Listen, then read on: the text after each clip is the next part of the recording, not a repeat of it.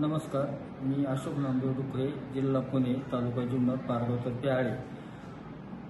मला पूर्णपणे चालता येत नव्हतं.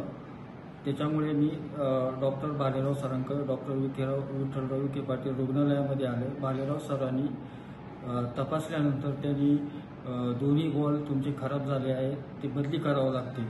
आणि 2020 साली सरांनी माझं पहिल्या एका बॉलचं डाव्या साईडचं पहिलं ऑपरेशन केलं.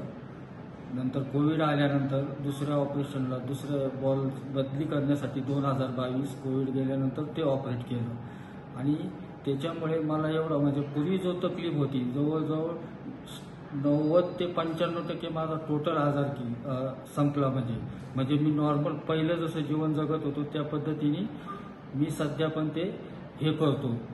आणि पहिलं ऑपरेशन पायाची लेंथ सुद्धा सारखी झाली. म्हणजे पूर्वी जसं आहे, म्हणजे ऑपरेशन करण्यापूर्वी म्हणजे आजार येण्यापूर्वी जी माझी स्थिती होती, जसं मी चालत होतो हे होत होतो ते प्रमाणे भालेराव सरांनी ऑपरेट केल्यानंतर माझी एकदम चांगली परिस्थिती पहिल्यासारखं हे करू शकतो.